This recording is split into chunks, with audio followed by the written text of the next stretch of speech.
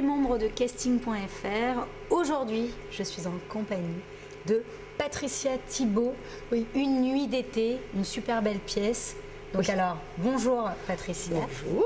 Alors, est-ce que tu peux nous en dire plus sur cette belle pièce, cette reprise, parce que vous avez déjà pendant 2 mois joué, et donc là, une belle reprise. C'est ça, on vient de jouer 2 mois à la Manufacture des Abbesses, cette pièce absolument géniale, et c'est pas parce que je suis de moi. Non.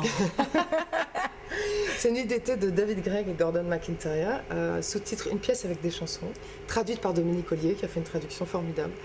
C'est une espèce de comédie romantique, mais en anti-comédie romantique en fait, un peu unique en son genre, parce que justement c'est avec des chansons.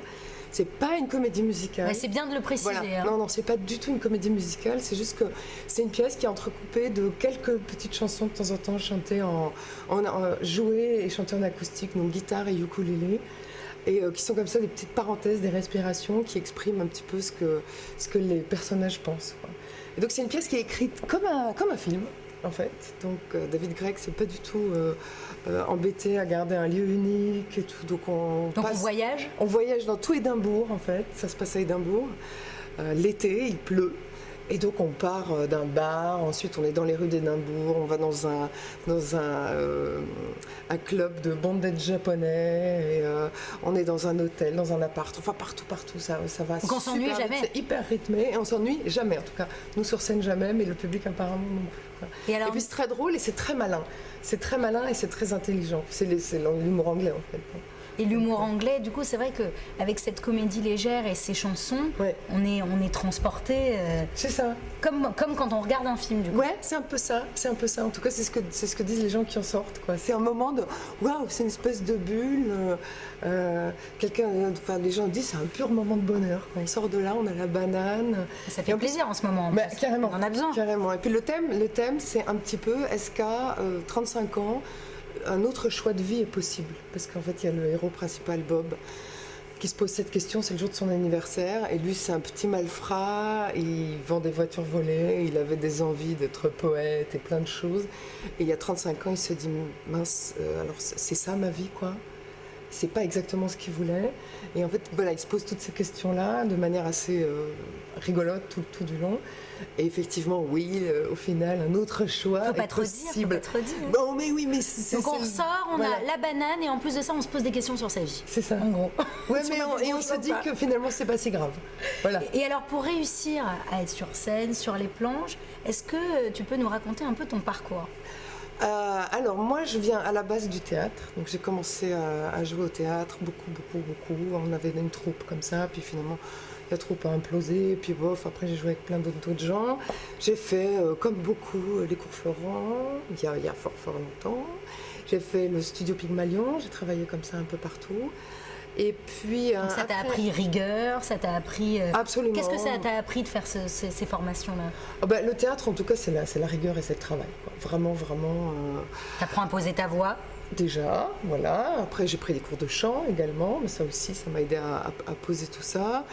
Et puis, ça m'a appris que le métier était très difficile, qu'il y avait beaucoup de gens qui veulent le faire et peu d'élus au final, et qu'en fin de compte, il faut beaucoup compter sur soi-même.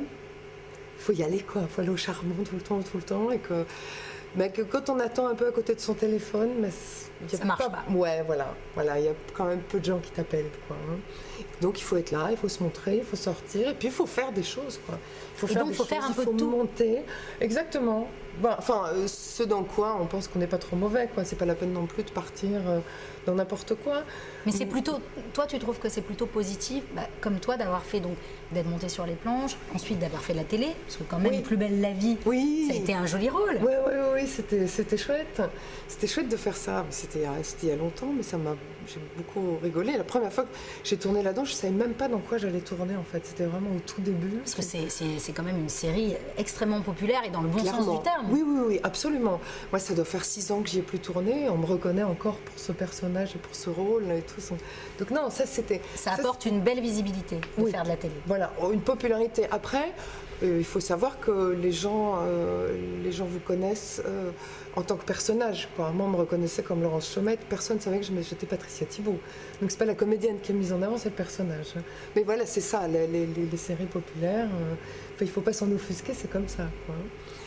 Après, c'est toujours pareil dans ce métier. Tu peux être vite étiqueté, donc après quand tu tournes beaucoup là-dedans, on ne te prend pas dans d'autres choses parce que ah ben non, on l'a trop vu dans Plus belle la vie.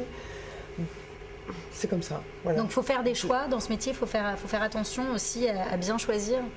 Ou en tout cas, il faut assumer les conséquences de ces choix, parce que parfois on n'a pas le choix. Tu n'as pas non plus 50 propositions et tu te dis tiens, en fait je vais prendre ça, quoi. T'as ça, bon, tu le fais bien, t'essayes, et puis après, si ça te ferme d'autres portes, il faut être patient, parce qu'après les portes se rouvrent.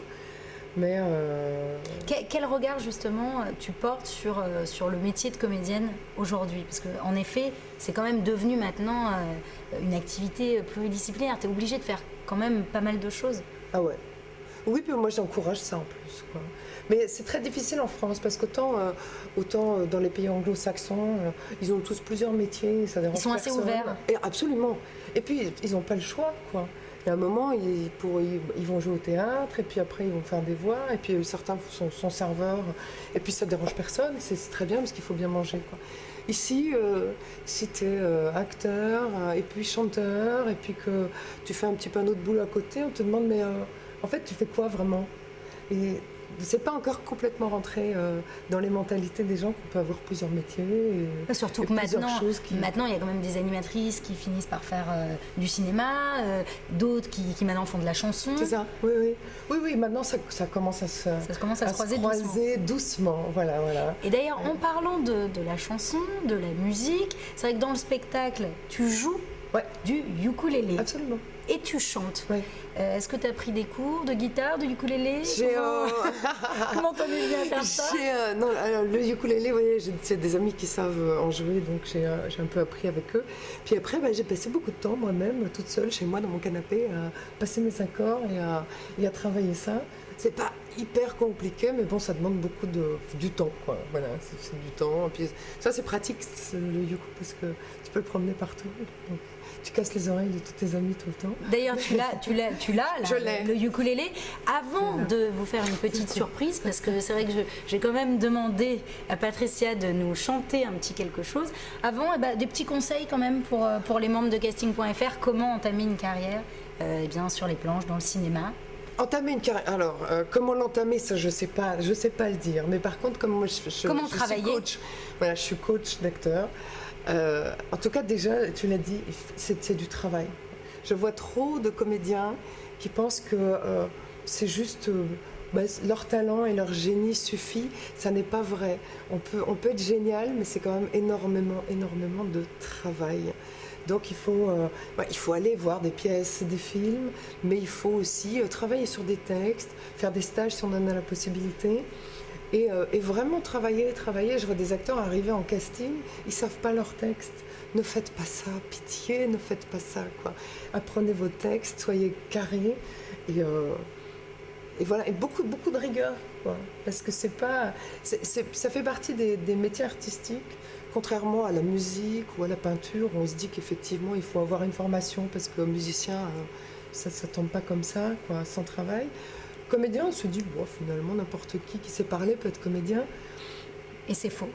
En fait, sans travail, non, quoi. Je veux dire, c'est un vrai métier. Donc voilà. Pour moi, c'est vraiment le truc, c'est bosser, quoi. En allant voir les autres, en apprenant des textes, en lisant et en travaillant tout seul, en travaillant avec des coachs. En travaillant avec des coachs, par exemple. et aussi en gardant le sourire, la bonne humeur. Faut pas être aigri, surtout soyez jamais aigri, quoi. J'en connais trop qui sont aigris et ça marche pas.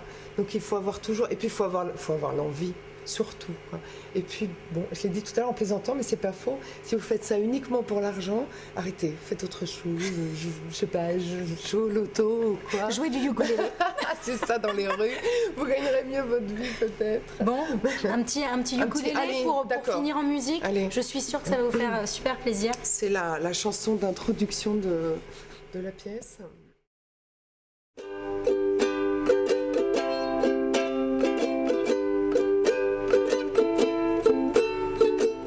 L'amour ça brise les cœurs, l'amour ça brise les cœurs en deux, l'amour ça brise les cœurs, c'est comme ça, qu'est-ce qu'on y brise les cœurs. L'amour, ça brise les cœurs en deux. L'amour, ça brise les cœurs. Mais parfois, c'est ça